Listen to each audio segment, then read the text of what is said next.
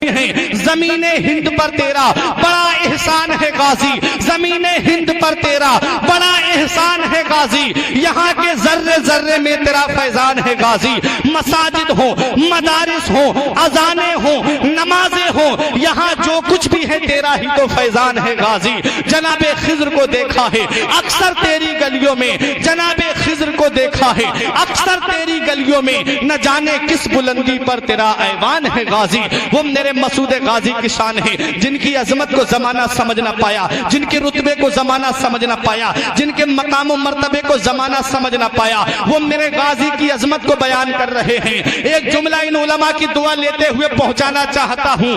اکثر کی شان میں کتابیں علماء کرام نے لکھی ہیں، اور میرے غازی کی وہ شان ہے جن کی شان میں کتابیں اولیاء کرام نے لکھی ہیں، جن کی عظمت کو زمانہ سمجھ نہ پایا، جن کے رتبے کو زمانہ سمجھ نہ پایا۔ کیا کوئی غریب نواز کی عظمت کو سمجھ پایا؟ کیا کوئی مخدوم اشرف سمنانی کی عظمت کو سمجھ پایا؟ کیا کوئی بابا فرید کی عظمت کو سمجھ پایا؟ کیا کوئی مخدوم اشرف سمنانی کے رتبے کو جان پایا؟ کیا کوئی اعلیٰ حضرت کے مقام کو سمجھ پایا؟ کیا کوئی مخدوم بندگی کی عظمت کو سمجھ پایا؟ کیا کوئی شاہ عبد الرزاق کی عظمت کو سمجھ پایا؟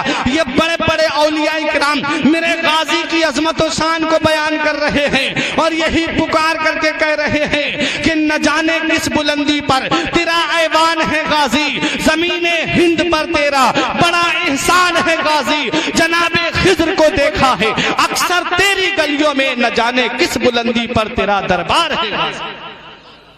بڑے بڑے اولیاء کرام مسعود غازی کی ہسٹری کو بیان کر رہے ہیں۔ ایک روح ہوتی ہے، ایک روحانیت ہوتی ہے، روح انسان کے بدن سے نکل جائے انسان کا جسم بے جان ہو جاتا ہے، جسے صرف روح ہی ہوتی ہے۔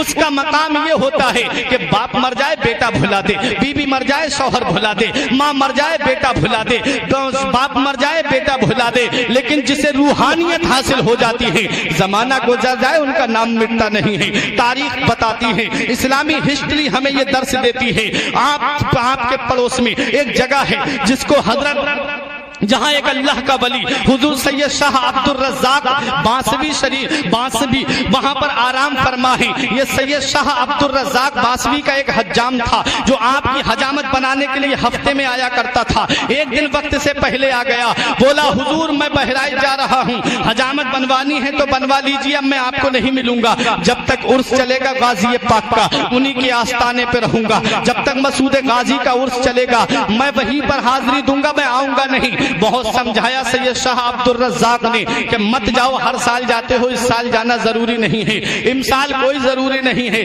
کیا ضروری ہے ہر سال عرس میں جاؤ؟ بولا حضور